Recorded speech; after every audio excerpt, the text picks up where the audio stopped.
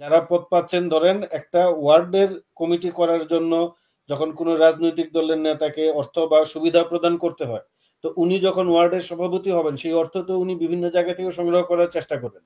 তখনই কিন্তু এই যে ফুটপাতের চাঁদাবাজি, এই ডিশের ব্যবসা, অমুক তমুকের ব্যবসা, এই রাজনৈতিক নেতারা জড়িত হয়ে যায়।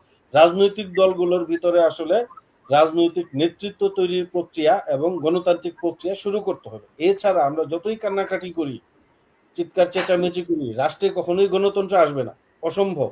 আমাদের কাছে এই বিষয়ে কোনো তথ্য নাই, মানে এটা তো অনেকে আশা করেছিলেন যে আয়নাঘর খুলে দেওয়ার পরে ওনাকে পাওয়া যায় কিনা, যেহেতু আয়নাঘর বা সম্ভাব্য যে গুপ্ত ঘরগুলো আছে, এই আপনি ডিবি অফিস বা বিভিন্ন জায়গায় কোথাও ওনাকে খুঁজে পাওয়া যায় নাই।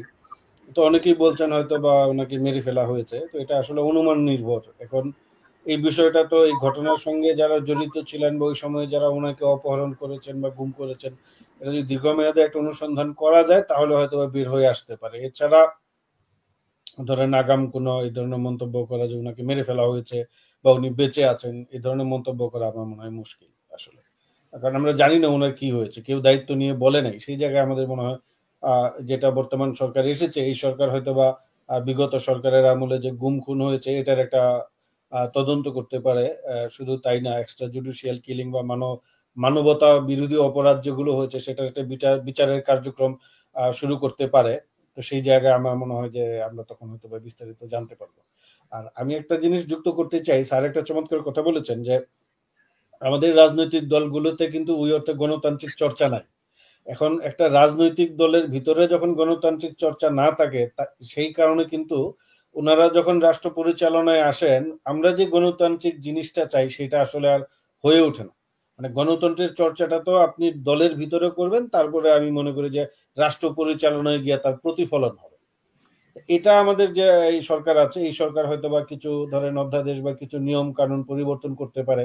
এর মধ্যে একটা যেটা করা উচিত আমি মনে করি, যে রাজনৈতিক দলগুলোর যে কমিটিগুলো গঠন করা হয়, এইটা যে এই যে কেন্দ্র থেকে কমিটি দিয়ে দেওয়া হয় যে অমুক জেলার অমুক নেতা হবে, তমুক সেক্রেটারি হবে, কেন্দ্র থেকে দেয়া হয়, এবং এটা নিয়ে যে দলগুলোর ভিতরে যে আমাদের যাবতীয় রাজনৈতিক যে আমি বলবো যে অব্যবস্থাপনা, এটার শুরু কিন্তু এই যে এই রাজনৈতিক দলের কমিটি করা নিয়ে।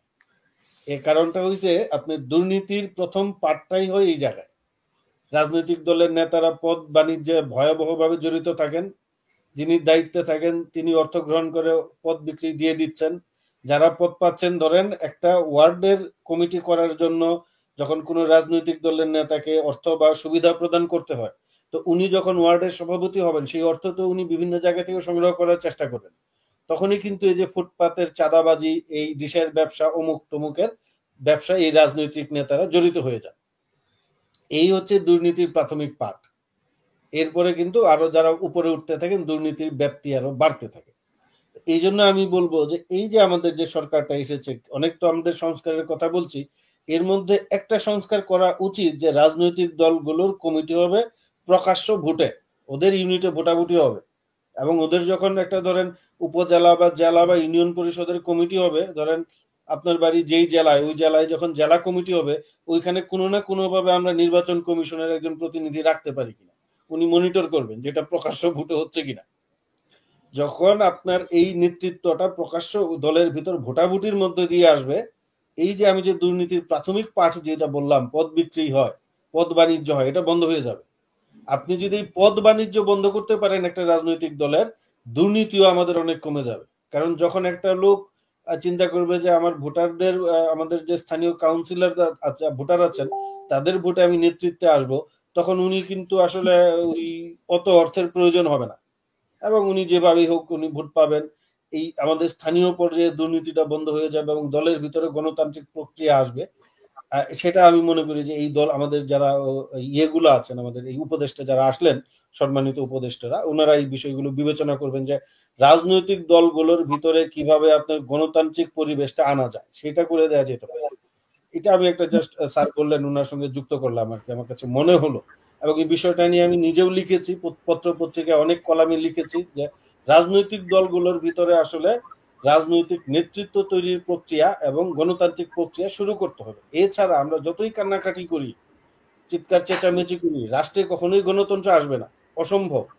আমি আমি যদি গণতান্ত্রিকভাবে নির্বাচিত না হই স্থানীয় পর্যায়ে দলের ভিতরে, আমি যখন এমপি মন্ত্রী হয়ে যাব তখন তো আমি গণতান্ত্রিক মূল্যবোধই তো আমার মধ্যে থাকবে না। আমি মনে করি এটা খুবই গুরুত্বপূর্ণ একটা বিষয়। এই কাজগুলি তারা করতে পারেন আমাদের এই এই সরকারগুলো, এবং এটা যেন বিতর্ক না হয় আসলে কতদিন থাকবেন। আমার কাছে মনে হয় দ্রুত কিছু তাদের মেকানিজম ডেভেলপ করা উচিত, যেটা দিয়ে তারা খুব দ্রুত একটা নির্বাচন দিয়ে, সেটা বিএনপি হয়তো বা 3 মাসের কথা বলেছে, এটা তাদের রাজনৈতিক বার্গেনিং এর একটা কৌশল হতে পারে, এটা হয়তো বা বেশিও হতে পারে। যাই হোক, আমি মনে করি যে খুব দ্রুততম সময়ে কিছু স্ট্রাকচারাল চেঞ্জ বা আমাদের রিফর্ম করে দ্রুত একটা মানে নির্বাচিত জনপ্রতিনিধির হাতে ক্ষমতা হস্তান্তর করা উচিত। এবং আমি আরেকটা যেটা বলেছি যে পরবর্তীতে যে সরকার আসবে সেই সরকার যেন লাগামহীন হয়ে না যায়, সেই জন্য এই সরকারের উচিত এই সরকার থেকে বা ভবিষ্যতে 5 জনের একটা উপদেষ্টা পরিষদ থাকবে যারা সরকারকে অ্যাডভাইস করবে। আমাদের বিগত সরকারে আমরা তো দেখেছি যে প্রাইম মিনিস্টারের অনেকগুলো অ্যাডভাইজার ছিল। এই যে এইচ.টি. ইমাম, ডক্টর মশিউর রহমান, ডক্টর গওহর রিজভী, এরকম 4-5 জন উপদেষ্টা ছিল। তো এই উপদেষ্টাগুলি কিন্তু former prime minister politically appoint করেছে।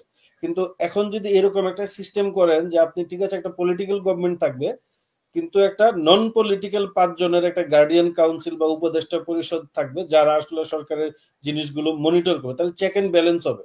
আমরা যেটা রাজনৈতিক দলগুলো একদম যেটা একটা অনাস্থার জায়গায় তৈরি হয়েছে দলগুলোকে নিয়ে, সেইটার যা খুশি তাই তারা করতে পারবেন না। আমার মনে হয় যে এরকম একটা কিছু নিয়ম টিয়ম করে যেন রাজনৈতিক দলগুলো তাদের ইচ্ছা মতো তাদের স্বাধীনভাবে রাষ্ট্র পরিচালনা করতে পারে, পাশাপাশি জনগণের জন্য এক ধরনের মনিটরিং ব্যবস্থা থাকে, সেটা আমি মনে করি এরকম চিন্তা ভাবনা ওনারা করতে পারে। অসংখ্য ধন্যবাদ।